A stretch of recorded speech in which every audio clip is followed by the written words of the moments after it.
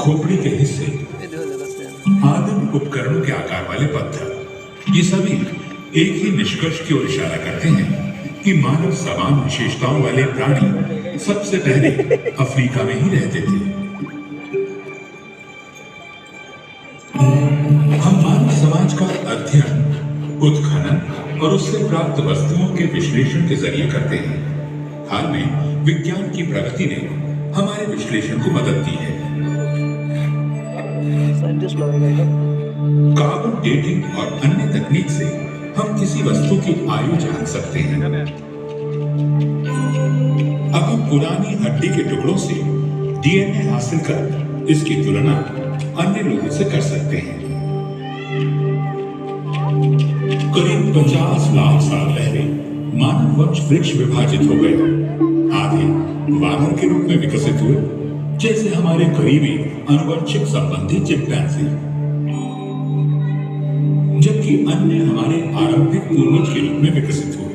एक अहम खोज से पता चलता है कि कब वानर इंसानों की तरह हो गए। रात में जीवाश्मित उनके पैरों के निशान बताते हैं कि पूर्व मानव वानरों का एक समूह ज्वालामुखी की छाया में चला था।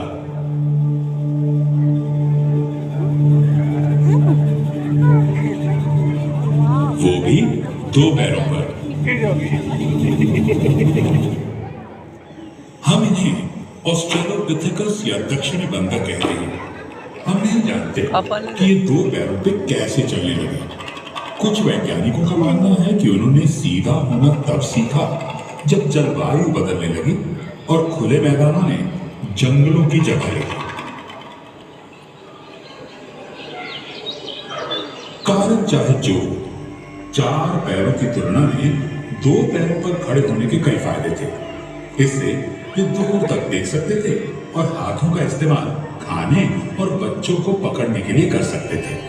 इस परिवर्तन में लाखों साल लग गए और कई प्रजातियां अधिक स्थिर होकर चलने लगी। इस प्रक्रिया में उंगली से पकड़ने की क्षमता खत्म हो गई। उनके निचले अंग पैर बन गए और ऊपरी अंग हाथ। उनके दिमागों के आकार और जटिलता बढ़ने लगी। वे बंदरों की क्षमता से परे जाकर सोचने लगे।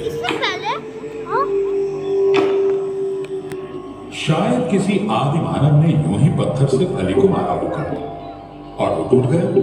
और जितनी बार उन्होंने ऐसा किया, उनकी याददाश्त बढ़ती गई।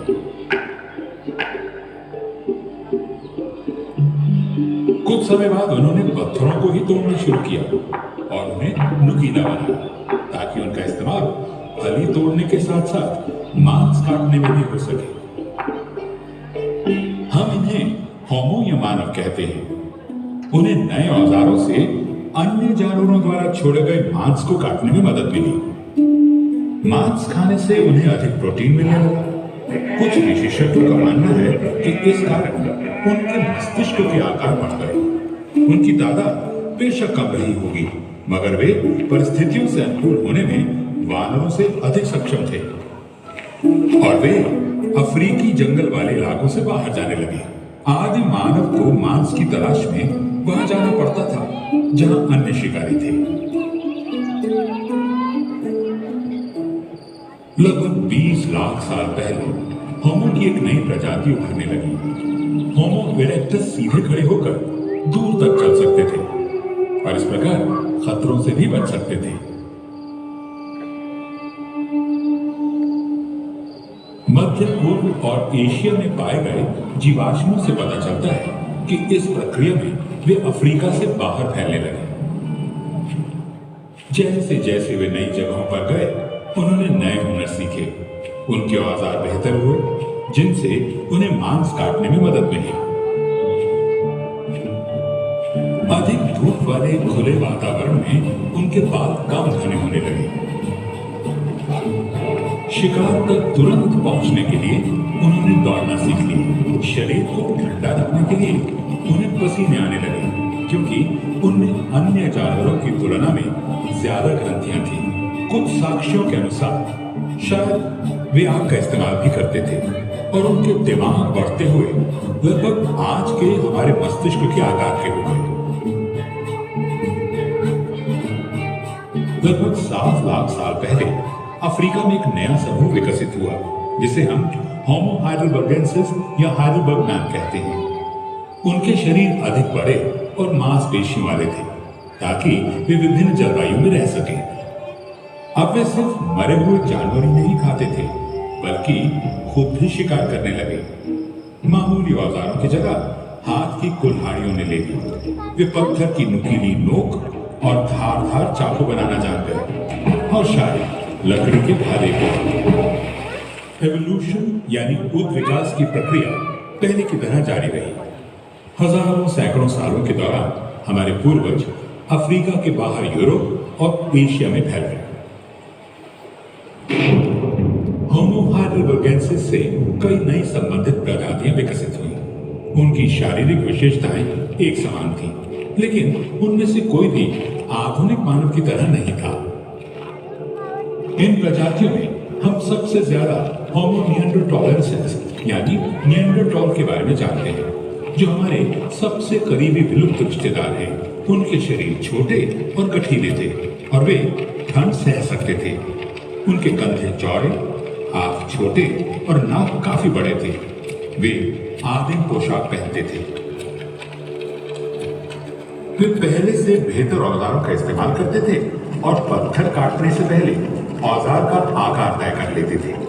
वे शायद किसी आदिम भाषा में बातचीत करते थे और सबसे महत्वपूर्ण बात यह कि उन्होंने आग जलाना और उसका इस्तेमाल करना सीख लिया था।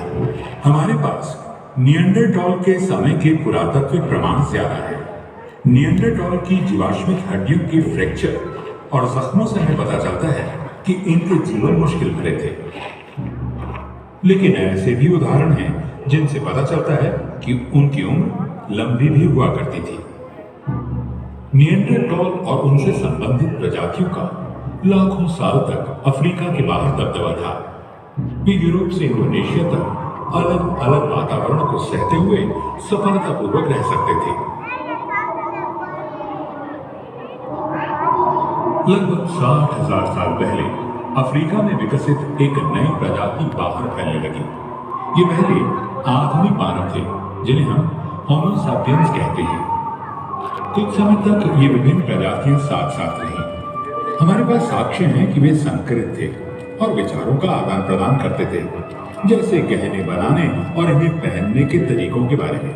उन्होंने पोशाक के लिए जानवर की खाल का इस्तेमाल किया होगा। फिर निएंडरटॉल लुप्त होने लगे, शायद इसलिए क्योंकि उनके मांसपेशियों वाले शरीरों को जरूरत पड़ती थी अधिक भोजन की। आधुनिक मनुष्य लंबे लेकिन कम वजन के थे। उनके बच्चे देर से वयस्क होते थे, इससे उन्हें विकसित होने और सीखने के लिए ज्यादा समय मिलता था। उनमें चिंतन की क्षमता आ गई थी। वे निएंडरटॉल की तुलना में बेहतर तरीके से शिकार और भोजन इकट्ठा कर सकते थे। उन्होंने हैंडल युक्त औजार, बेहतर भाले, छेद वाली सुई, हाथों और गहने बनाए। वे ठंडे मौसम में अनुकूल कपड़े पहनने लगे और पहली बार जूते का इस्तेमाल भी किया। उन्होंने प्रजनन के प्रतीक में महिलाओं की मूर्तियों की नक्काशी की, गुफाओं में चित्र बनाए और हाथी के दांतों या चिड़ियों की हड्डियों से बांसुरी बनाई। उन्होंने आग का अधिकतम प्रयोग और नियंत्रण करना सीखा। आदिम चूहों के पुरातात्विक खोजों से हमें पता चलता है कि वे पारिवारिक समूहों में रहते थे। आग हर समय मौजूद रहती थी। उन्हें उससे गर्मी और रोशनी मिलती थी और जंगली जानवरों से बचाव भी होता था। उन्होंने ऐसी स्थितियां बनाई ताकि वे अपनी दुनिया के बारे में ज्यादा जान सकें। जीवन के बाद क्या होता है, ये होमो सैपियंस के लिए बड़ा सवाल था। 1 लाख साल पहले मध्य पूर्व में साफ सफाई के लिए